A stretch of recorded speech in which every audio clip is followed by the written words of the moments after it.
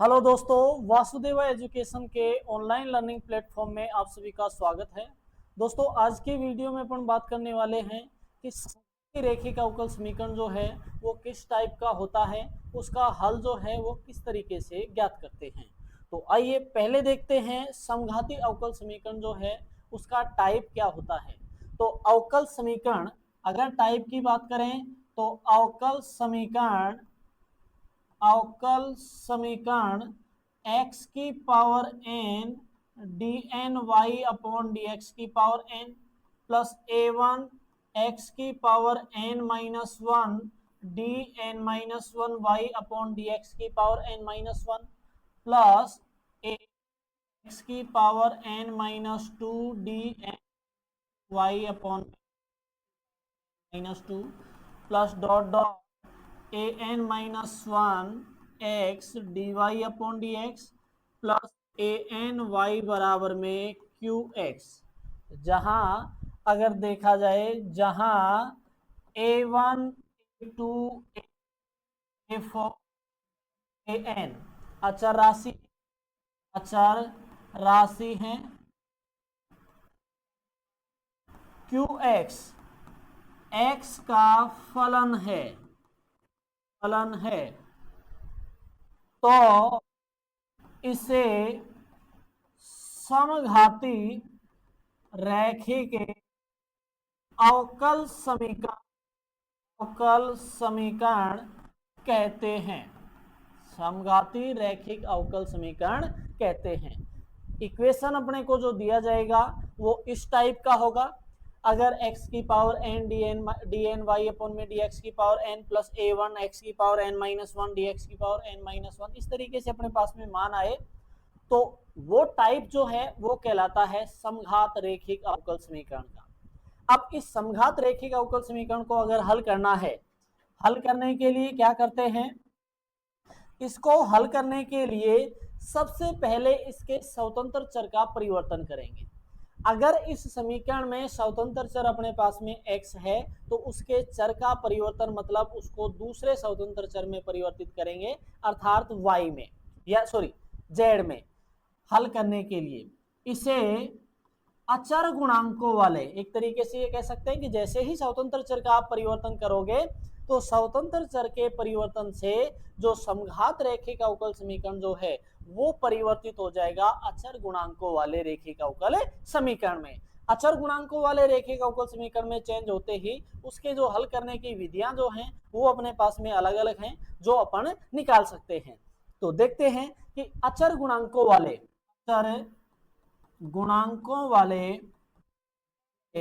रैखिक अवकल समीकरण में परिवर्तित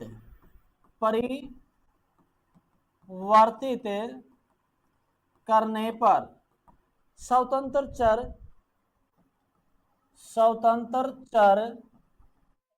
को अन्य स्वतंत्र चर परिवर्तित करते हैं। दूसरे स्वतंत्र चर z में इसको परिवर्तित करेंगे। इसके लिए z बराबर में log x, z बराबर में लिया जाएगा log x, या फिर x निकालें तो log जो है वो e की पावर z की तरफ z की तरफ भेज देंगे तो ये बन जाएगा x बराबर e की पावर z। इतना काम किया, फिर इस z का x अवकलन किया dz अपॉन dx बराबर log x का अवकलन हो गया अपने पास 1/x। अब जैसे अपने पास में स्वतंत्र चर में परिवर्तन करना है तो dy अपॉन आश्रित चर तो वो ही रहेगा, x के जगह x के जगह z लाना है। x के जगह z लाने के लिए dy अपॉन dx में भी परिवर्तन होगा तो dy अपॉन dx को निम्न तरीके से लिखेंगे, dy अपॉन dx, इसमें dz से भाग किया तो अपने पास में समीकरण बन जाता है dy अपॉन में dz और dz अपॉन में dx, dy अपॉन में dz अपॉन में dz अपॉन dx का मान अपने पास में 1/x है, रखें तो 1/x dy अपॉन में dz। इस x को ले जाएं dy अपॉन dx की तरफ, x को dy अपॉन dx की तरफ लेके गए तो x dy अपॉन dx बराबर dy अपॉन में dz, और इसको लिख सकते हैं कि x dy अपॉन में dx बराबर d ऑफ y, जहां d बराबर में d अपॉन में dz अवकल संकारक, अवकल संकारक, इस रूप में अपन इसको लिख देंगे। तो इतना प्रोसेस अपने पास में आ गई। तो अब अपन ये कह सकते हैं कि समघात अवकल समीकरण को अगर अचर गुणांकों वाले रैखिक अवकल समीकरण में परिवर्तित करना है तो इसके लिए उसके स्वतंत्र चर को बदलना पड़ेगा। स्वतंत्र चर को बदलने के लिए ये प्रोसेस अपने पास में काम में आएगी, अर्थात उस समीकरण में x dy अपॉन dx के जगह अवकल संकारक d ऑफ y रख देंगे। इसी तरीके से अगर अपन देखें कि भाई डी स्क्वायर जो है तो इसकी x square d two y upon में डी एक्स स्क्वायर की जगह क्या रखें, तो ये मान आगे देखते हैं अपन इसको निकालें। तो अपने पास मान आया है कि वाई अपॉन में डी एक्स स्क्वायर, ये किस तरीके से निकालें, तो इसको लिख सकते हैं डी वाई अपॉन में डी एक्स। अब d Y upon D x का मान यहां से रखेंगे तो वो है अपॉन डी एक्स का मान यहां से है 1/x, अर्थात d अपॉन में d x 1/x d Y upon में डी जेड, से गुणा कर दिया डी जेड से भाग कर दिया। इतना काम आगे अपन ने किया। डी जेड को ले जाओ dx के पास में, dx को ले आओ वापस डी जेड के जगह, तो जगह परिवर्तन करा, स्थान परिवर्तन से अपने पास में ये बना डी टू वाई अपॉन में डी एक्स स्क्वायर बराबर डी अपॉन में डी जेड, डी अपॉन में d z d Y upon में डी जेड अपॉन में d x. D z upon D x का मान फिर से अपन 1/x यूज करेंगे, तो 1/x डी अपॉन में d z 1/x d Y upon में डी जेड, ये मान अपने पास में आया। अवकलन किया इसका, अब करेंगे तो 1/x ऐसे कैसे x कोष्टक के अंदर है, dy अपॉन डी जेड का z के सापेक्ष किया तो डी टू जेड अपॉन में d x d z square. अब अपने को करना है dy से कैसे रखना है, और 1/x का किया तो -1/x square, minus 1/x square आ गया, और x का करोगे तो dx अपॉन में dz, ये मान अपने पास में आया। इस तरीके से मान अपने पास में आ गए। आगे अपन देखते हैं कि समीकरण अपने पास में बन गया था 1/x ऐसे कैसे डी टू वाई अपॉन में d z square minus 1/x square d Y upon d z ऐसे कैसे, और डी एक्स अपॉन में डी जेड, ये मान अपने पास में था। अब चूंकि इतना पता है कि डी जेड अपॉन में डी एक्स का मान 1/x है, यहां यूज करोगे तो 1/x रखोगे तो वो ऊपर चला जाएगा, x एक पावर कम हो जाएगी 1/x, यहां से भी एक पावर कम तो डी टू जेड अपॉन में d z square minus 1/x d Y upon में डी जेड। 1/x कॉमन निकाल लें, 1/x कॉमन निकालते हैं तो 1/x square d two z upon d two y upon में डी जेड स्क्वायर माइनस, ये मान आया। 1/x स्क्वायर को भेज दिया डी टू वाई अपॉन में डी एक्स स्क्वायर के पास में, यहां मान आ गया डी टू वाई अपॉन में d z square minus d Y upon में डी जेड। अब आगे डी टू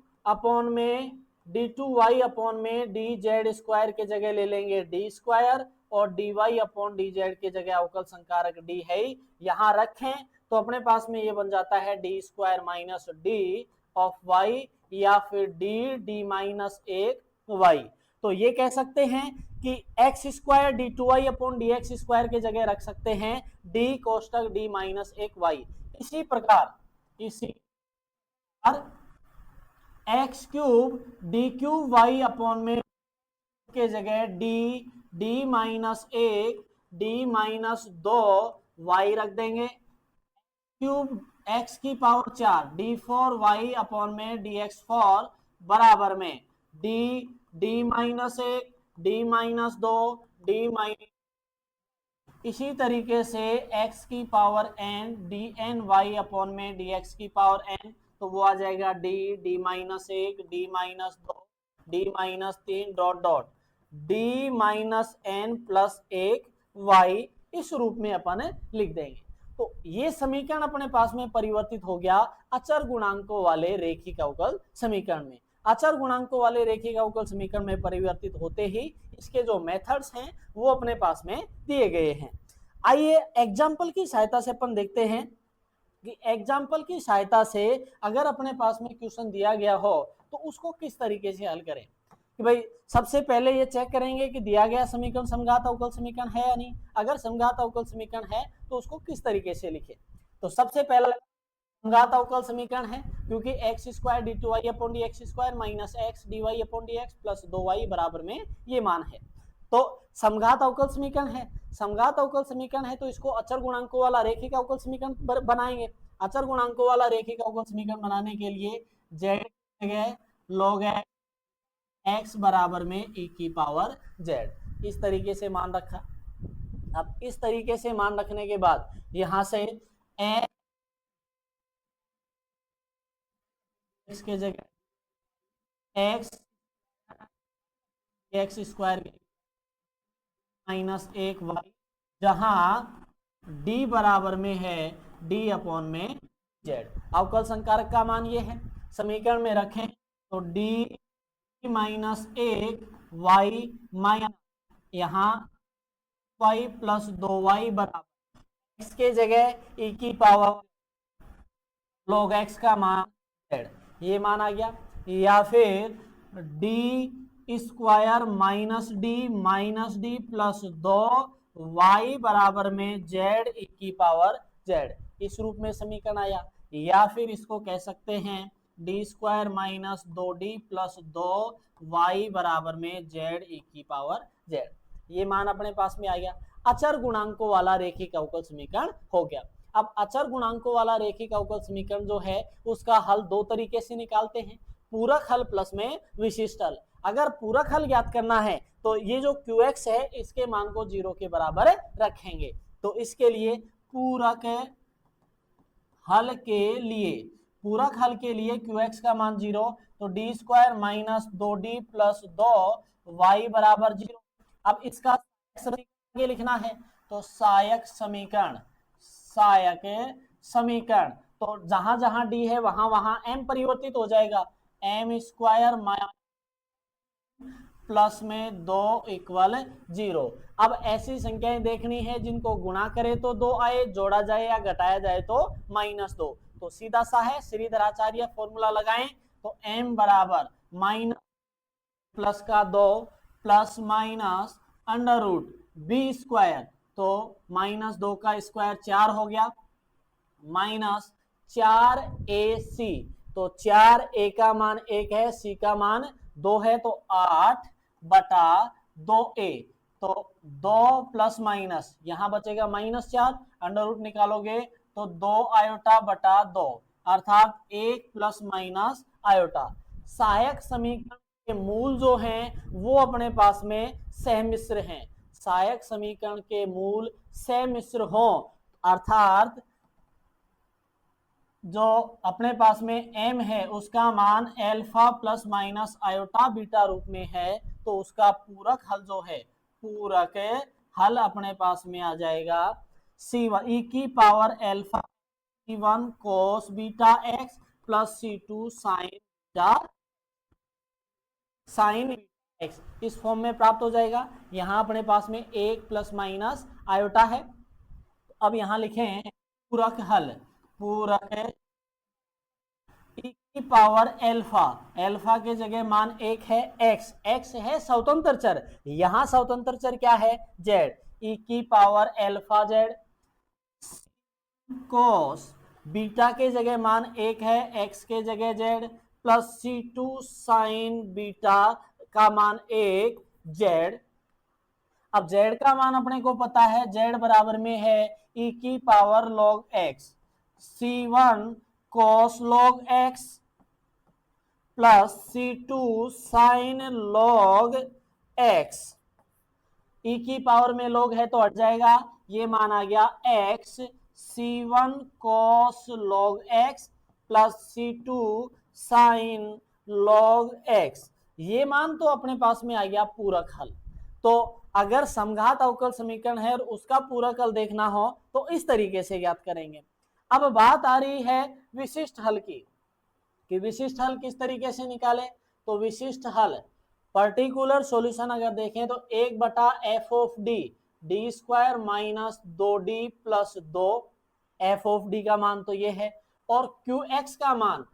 यहाँ है जेड ई की पावर जेड, क्यू एक्स का मान जेड ई की पावर जेड है। अब अपने पास में एक पैटर्न है पूरक हल निकाल सॉरी विशिष्ट हल निकालने का, 1/f of D Q x का जो मान है 1/f of D Q x, जहां क्यू एक्स जो है वो अपने पास में एक्स ई की पावर एक्स रूप में है, तो 1/f of D Q x का मान एक्स ई की पावर एक्स रूप में है, तो इसका मान जो है वो अपने पास में हो जाएगा ई की power x 1/f of x. इस तरीके से देखेंगे तो ये मान भी इसी तरीके से रख दें, जेड ए प्लस 1 का 1 प्लस 2 जेड प्लस में जेड, या फिर ई की पावर जेड 1/डी माइनस 2d, आगे माइनस 2d माइनस 2 प्लस 2, यहां ये मान आ गया। अब आगे देखें पावर जेड 1/डी स्क्वायर, आगे माइनस 2 प्लस 2, यहां से मान आ गया माइनस का 4d प्लस 1, आगे है जेड। अब अपने पास में एक सॉल्यूशन है कि जब क्यू एक्स की पावर m हो तो उस स्थिति में जो अचर पद है उसको चिन्ह सहित बाहर निकालेंगे और फिर हल करेंगे इस तरीके से, 1/e की पावर z है तो चिन्ह सहित बाहर निकालोगे तो यहाँ अचर पद अपने पास में 1 है, चिन्ह सहित बाहर निकाला कोई फर्क नहीं है, भाग दे देंगे तो ये बन जाएगा 1 plus D square minus 4d x, या फिर e की power z 1 D square minus 4d की power minus 1 x. Binomial theorem से इसका प्रसार किया, इसका करोगे तो e की power z 1 minus D square minus 4d, इससे अधिक पावर का अगर करोगे तो अपने पास में उच्च पदों को नगण्य मान के और छोड़ दिया, तो यहां से मान आ गया e की पावर z से अंदर गुणा करोगे तो z माइनस डी स्क्वायर, अर्थात डी का मतलब हो गया डी अपॉन में डी जेड, तो डी स्क्वायर का मान हो गया डी टू अपॉन में डी जेड स्क्वायर, तो जेड का 2 बार जेड के सापेक्ष अवकलन करें तो 0 minus minus plus 4d, D का मतलब जेड का एक बार अवकलन तो 1, यहां मान आ गया e की पावर z प्लस 4, ये मान आया। अब z का मान क्या है अपने पास में log x, तो रखें e की power log x plus 4, e की पावर में log x है तो उसका मान x हो गया, x log x प्लस में 4। तो इस दिए गए समीकरण का जो विशिष्ट हल है वो अपने पास में ये प्राप्त हुआ। अगर इसके ओवरऑल हल की बात करें, कुल जो ये कहें कि संपूर्ण हल जो है वो संपूर्ण हल अपने पास में आ गया y बराबर में CF पूरक हल e की पावर अल्फा x, तो C1 x C1 cos log x plus C2 sin log x plus में यहां से x